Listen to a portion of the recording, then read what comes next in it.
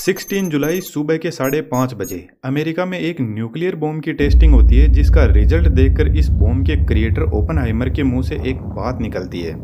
Now I am become death, the destroyer of worlds.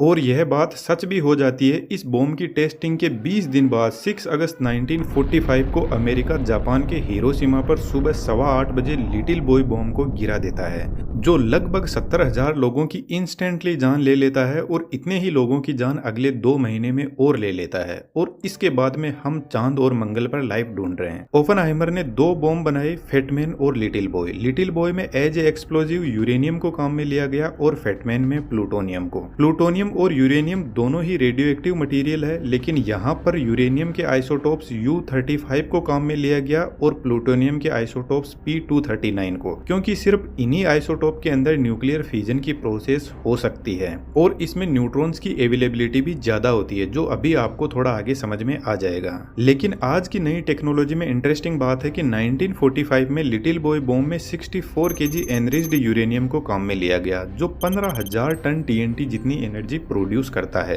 लेकिन आज का 1 kg यूरेनियम 20,000 टन TNT जितनी energy produce कर सकता है, जो 80 गुना ज्यादा पावरफुल है 1945 के बॉम्ब से। तो आज का न्यूक्लियर बॉम्ब साइज में भी छोटा है और पावर में भी बहुत ज्यादा है। एक्सप्लोजिव मटेरियल आज भी प्लूटोनियम और यूरेनियम ही है, लेकिन यह ज्यादा प्योर फॉर्म में है। यदि यूरेनियम की पावर को हम आसान भाषा में समझे तो थर्मल पावर प्लांट में कोयले से इलेक्ट्रिसिटी बनाई जाती है और न्यूक्लियर पावर प्लांट में यूरेनियम को यूज में लिया जाता है। तो वहाँ पर 1 kg यूरेनियम 27 लाख kg कोयले के बराबर होता है। यूरेनियम का एटॉमिक वेट ज्यादा होता है, तो इसको न्यूक्लियर फ्यूजन की प्रोसेस से छोटे एटम्स में तोड़ा जाता है और जब यह यूरेनियम ब्रेक डाउन होता है तो इससे बहुत ज्यादा एनर्जी निकलती है। जैसे अपन यहाँ पे समझते हैं यह कोई यूरेनियम का एटम है। अब यह एटम नॉर्मल कंडीशन के अंदर स्टेबल रहता है, लेकिन हमें तो इसको अनस्टेबल करना है ताकि अपनी एनर्जी को यह रिलीज कर सके। इसलिए हम एक न्यूट्रॉन इसमें ऐड कर देते हैं। जैसे ही हम इसमें न्यूट्रॉन ऐड करते हैं तो यह अनस्टेबल हो जाता है और यह 2 एटम के अंदर टूट जाता है।